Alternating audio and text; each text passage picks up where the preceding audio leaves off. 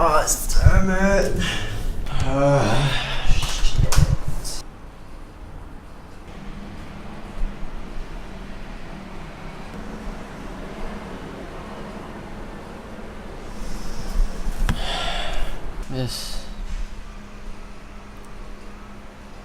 This is not how I want to return to past Damien. Fuck. I brought the tripod to Location Scout today, and trying to be fucking smart and fast, I just hooked it onto my belt whenever we needed to move around, and trying to hook the tripod to my belt is difficult. So I dropped it once, at least twice. At first it was still okay, and the rubber part started coming out. And then when I tried to fully extend it, was when I realized that, like, shit, one of the legs was, effed up. It couldn't extend and it was like stuck. Yeah. So after a while fumbling with it, I decided to just bring everything home, and I put everything in a Ziploc bag and put it in the Taika bag, and the Taika bag zip wasn't working at all. Like, I couldn't get it to zip any part of it. And then I came home and I found that I lost the rubber part, and I probably lost another part when it came out when I broke the tripod. Now it's like, I guess I can't really fix it. But I guess it's time to fucking save everything, and buy a new tripod, like one with a fluid head, I guess, and take good care of it. Okay. I really like this tripod.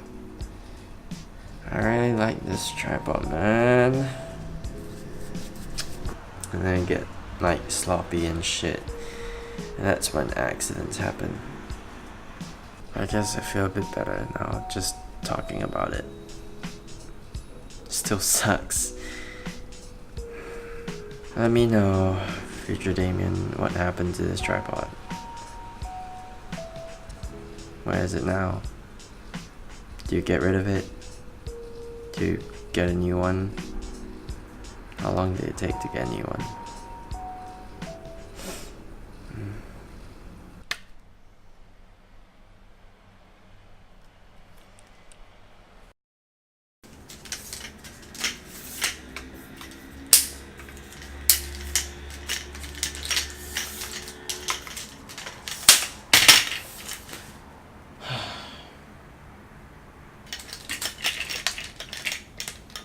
No longer just going to be a light stand, shitty tripod.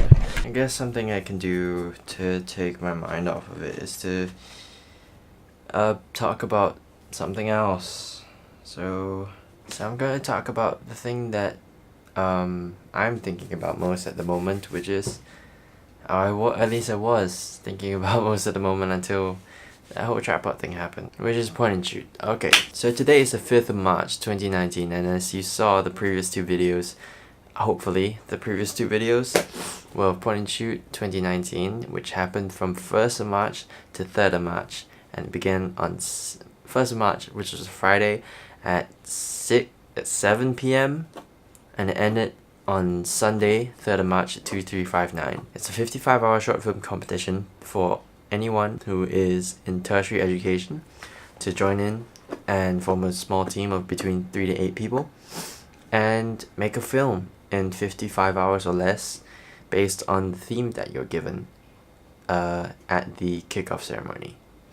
So this year's theme was balance, and personal opinions from us, from the team, I think we all generally thought the balance was not as good of a theme as last year's one, which was mirror. Kind of because, like, it's more, in a way it's more vague, but in a way it's also less vague. What happened in submissions this year is that, people bring in the the weighing scales, and they talk about check balance and whatever words or props or items you can immediately link the word balance to, which, I mean, I guess it's kind of like adhering to theme, but it's so direct, you know? So I know the writer and director from the winner of the 2017 entry and the special mention in the 2018 entry, and I happened to interview him last year, and I managed to ask what was his process. His process was to think about ideas, share them with amongst the team, pick the best few and write them on the scripts, and decide by a certain time which script everyone wants to work on. Yeah, so that's kind of what we did, and we came up with the script the story, the plot, the script that you can see. The script and the film, it kind of has a couple of influences. Uncannily, the most direct link that I have to my own work is Emotions 1, where I kind of slam my own head into the table and kill myself. That's kind of a long story. And then reveal the person who killed me to be me. So I sort of knew how to shoot that part, but there were some parts I kind of knew, like the whole gun thing and the whole shooting like 3 people at a table thing, and just trying to come up with dialogue and working with an actor who is not me and a whole team that is not me. The whole park scene is kind of like a Tom Scar-ish like supercut, and then the whole like action part was a little bit, if you think about it, it's a little bit like Hotline Miami, because you have 3 personas sitting at a table in a coloredly lit room. Another influence would be like The Night Comes For Us. Like I was thinking about, how do I score for music? You know, I want to do something like practical, something that's not too difficult, that like if I do it only half-assed, it sounds kind of bad, that kind of thing. And when I watched The Night Comes For Us, I noticed how like minimalistic the music was, but it was still like freaking bopping. So it kind of took some inspiration from that, just having a simple droning synth, and then like a kick and the snare, a kick and a hi-hat, and just go.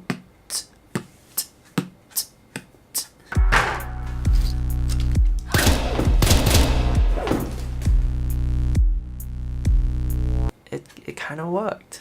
I think it kind of worked. I already had that whole like music idea in my head when we were shooting it, which is like, yeah, I know I can do it, and I did, which was kind of cool. Shooting the whole outdoor scene was sort of a breeze, because like that's just a lot of waiting for the sun to be like blocked by clouds, so that, you know, the light would be more diffused and it's not as hot and all that stuff. And then we reflected like the diffused light into Talon, which was good enough of a look for the most part. Lighting indoors, to be honest, when we got to my house at 6:30, I had no idea what lighting was going to look like, and I was like kind of mildly panicking. The only way I could imagine the whole scene playing out was like lit in warm colors, because that was like the bulbs I had. We have my lamp stand, we have my sort of like cord wire, and then we have my 4 bulbs of different color temperatures, and then we had 1 light kit, because apparently the 3 light kits were all loaned out. So I was kind of like trying to wrap my head around how to light this thing for a long time. And then 2 things happened. First of all was that we found red plastic bags in the storeroom. Second thing is, I went to my room to look for cardboard, because if we have sort of that whole this thing going on, if only we had flags to control the light, it would be really good. So the second thing that happened was, I went to my room to look for cardboard, and I found this, which is supposed to be a really bad attempt at a chicken mask, like a Hotline Miami mask. Combining these 2 together, sticking the light under the tripod, managed to make something pretty interesting. Yes! Oh shit. It's a freaking, like, look at it. Okay, you can't see it, but it's directional lighting. I can just put it down here. And I have a red side light.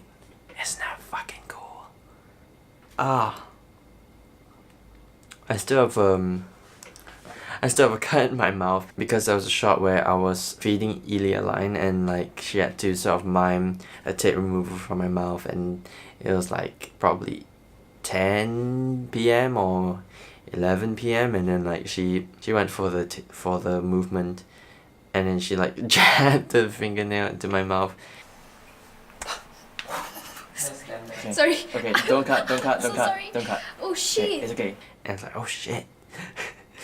that tastes like blood. Are you okay? My nails. Are you okay? I'm okay. Yeah, okay. But you know what? I'm really glad it was me that got hurt. No one on set really got hurt except like the light battery dropped into Ganesh's toe, which is kind of iffy. That was kind of bad. But no major injuries really happened. Even with the whole glass lamp thing. I mean, I am almost an expert doing that at this point. Well, now I know that I have something interesting when it comes to lighting. It's not just stuck to 2 color temperatures. Plastic bag saved the day. And it really saved our ass doing the whole lighting thing. It's like, holy crap, we finally have some like interesting thing to work with. And then we just started to sight like everything with this red light. Every single shot or setup we saw, I was sort of like thinking, alright, how do I light this? How do I light this? I was practically like a gaffer. I was a gaffer director.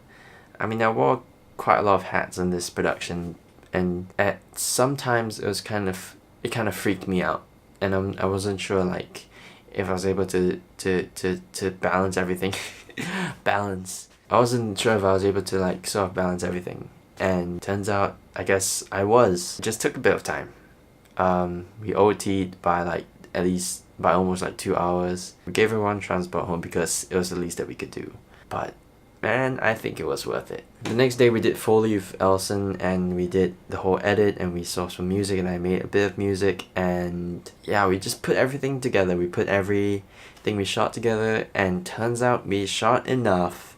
We didn't really have to do any reshoots, but I did ask Ely to like send me one extra audio ADR, which is the thing that you hear in the beginning of the film. Besides that, it was sort of chill. We actually submitted it all on time, even a bit earlier. We sent it in like 9:30 or something, or 9:40, which is crazy. In retrospect, we should not have done that. We should have watched the video in like a quiet ass room. We should have watched it in the storeroom and like listened for like janky sound transitions and stuff. There were just a few shots that were like the eye movement was a bit off, but I can't complain like what we did in that span of time.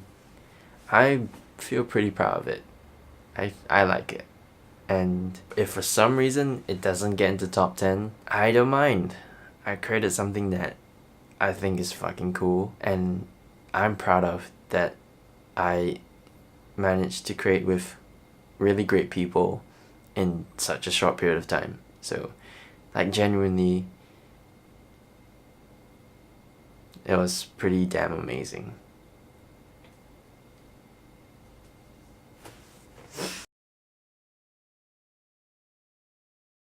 This is so cool. Look at this fucking setup. This is freaking amazing. Red plastic bag saved the day.